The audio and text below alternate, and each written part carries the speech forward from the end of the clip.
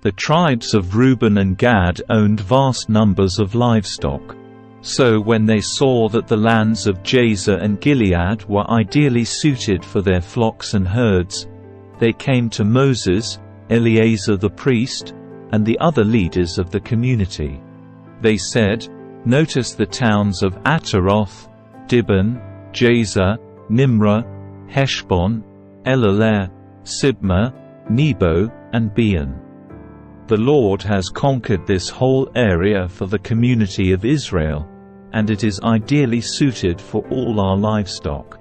If we have found favor with you, please let us have this land as our property instead of giving us land across the river Jordan.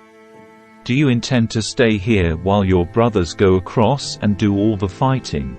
Moses asked the men of Gad and Reuben, "Why do you want to discourage the rest of the people of Israel from going across to the land the Lord has given them? Your ancestors did the same thing when I sent them from Kadesh Barnea to explore the land. After they went up to the valley of Eshcol and explored the land, they discouraged the people of Israel from entering the land the Lord was giving them. Then the Lord was very angry with them, and he vowed, 'Of all those I rescued from Egypt, no one who is 20 years old or older will ever see the land I swore to give to Abraham, Isaac, and Jacob, for they have not obeyed me wholeheartedly.' The only exceptions are Caleb son of Jephunneh the Kenizzite and Joshua son of Nun, for they have wholeheartedly followed the Lord. The Lord was angry with Israel and made them wander in the wilderness for 40 years until the entire generation that sinned in the Lord's sight had died. But here you are, a brood of sinners, doing exactly the same thing. You are making the Lord even angrier with Israel. If you turn away from him like this and he abandons them again in the wilderness, you will be responsible for destroying this entire nation." But they approached Moses and said, "We simply want to build pens for our livestock and fortified towns for our wives and children. Then we will arm ourselves and lead our fellow Israelites into battle until we have brought them safely to their land. Meanwhile, our families will stay in the fortified towns we build here, so they will be safe from any attacks by the local people. We will not return to our homes until all the people of Israel have received their portions of land. But we do not claim any of the land on the other side of the Jordan. We would rather live here on the east side and accept this as our grant of land." Then Moses said, "If you keep your word and arm yourselves for the Lord's battles, and if your troops cross the Jordan and keep fighting until the Lord has driven out his enemies, then you may return when the Lord has conquered the land. You will have fulfilled your duty to the Lord and to the rest of the people of Israel. And the land on the east side of the Jordan will be your property from the Lord. But if you fail to keep your word, then you will have sinned against the Lord, and you may be sure that your sin will find you out. Go ahead and build towns for your families and pens for your flocks, but do everything you have promised." Then the men of Gad and Reuben replied, "We, your servants, will follow your instructions exactly. Our children, wives, flocks, and cattle will stay here in the towns of Gilead.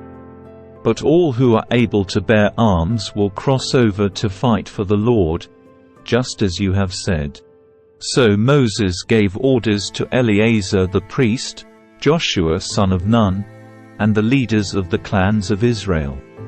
He said, "The men of Gad and Reuben who are armed for battle must cross the Jordan with you to fight for the Lord. If they do, give them the land of Gilead as their property when the land is conquered. But if they refuse to arm themselves and cross over with you, then they must accept land with the rest of you in the land of Canaan." The tribes of Gad and Reuben said again, "We are your servants, and we will do as the Lord has commanded. "We will cross the Jordan into Canaan fully armed to fight for the Lord, but our property will be here on this side of the Jordan." So Moses assigned land to the tribes of Gad, Reuben, and half the tribe of Manasseh son of Joseph. He gave them the territory of King Sihon of the Amorites and the land of King Og of Bashan, the whole land with its cities and surrounding lands. The descendants of Gad built the towns of Dibon, Ataroth, Aroer, Atrothshaphan, Jazer, Jogbeah, Beth Nimrah, and Beth Haran. These were all fortified towns with pens for their flocks. The descendants of Reuben built the towns of Heshbon, Elealeh, Kiriahum, Nebo, Baal-meon, and Sibmah. They changed the names of some of the towns they conquered and rebuilt. Then the descendants of Machir of the tribe of Manasseh went to Gilead and conquered it, and they drove out the Amorites living there. So Moses gave Gilead to the Machirites, descendants of Manasseh, and they settled there. The people of Jair, another clan of the tribe of Manasseh, captured many of the towns in Gilead and changed the name of that region to the towns of Jair. Meanwhile, a man named Noba captured the town of Kenath and its surrounding villages, and he renamed that area Noba after himself.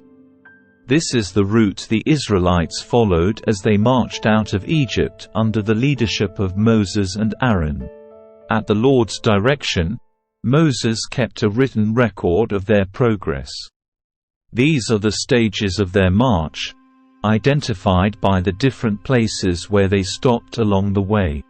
They set out from the city of Ramesses in early spring, on the 15th day of the first month, on the morning after the first Passover celebration.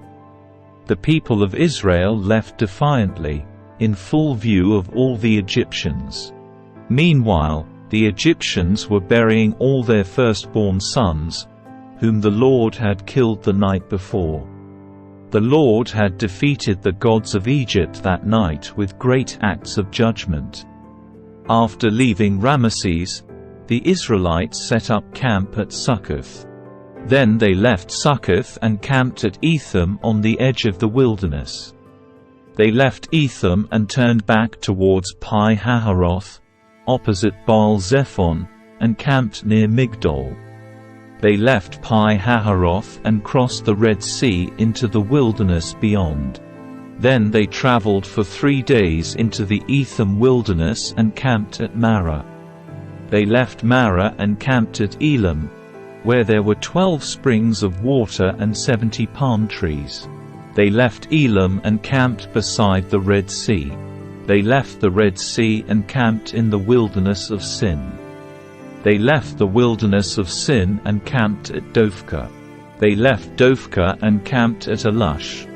They left Alush and camped at Rephidim, where there was no water for the people to drink.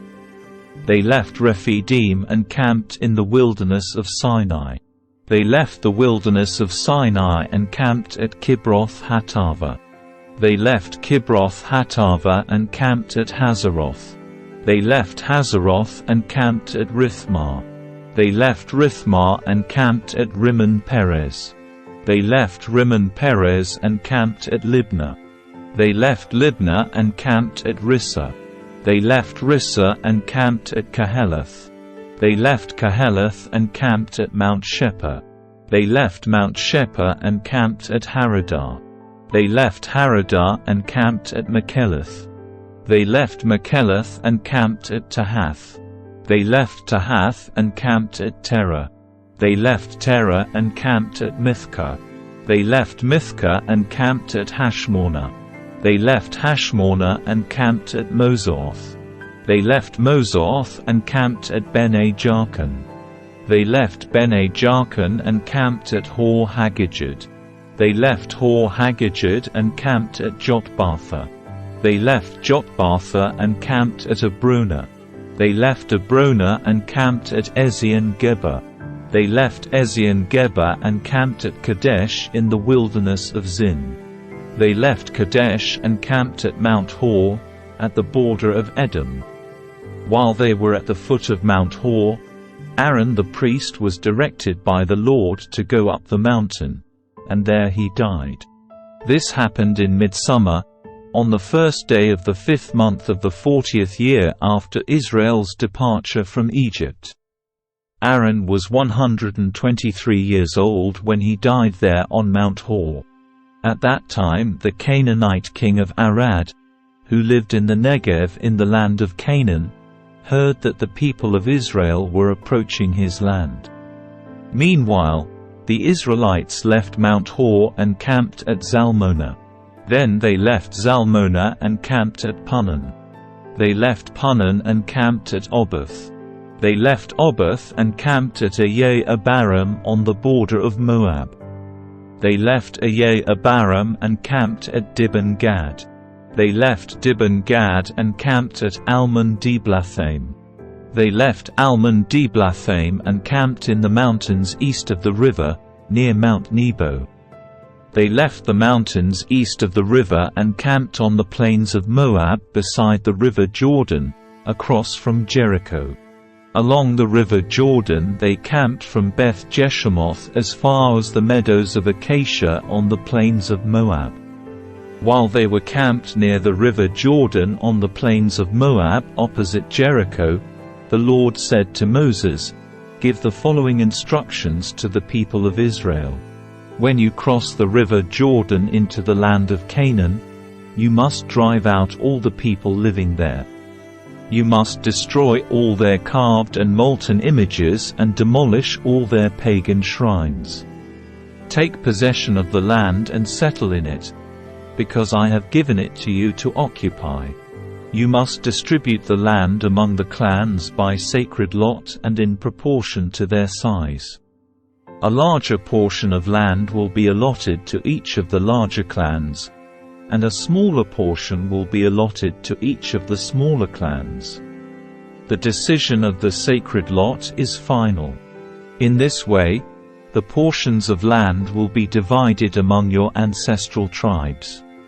But if you fail to drive out the people who live in the land, those who remain will be like splinters in your eyes and thorns in your sides. They will harass you in the land where you live. And I will do to you what I had planned to do to them."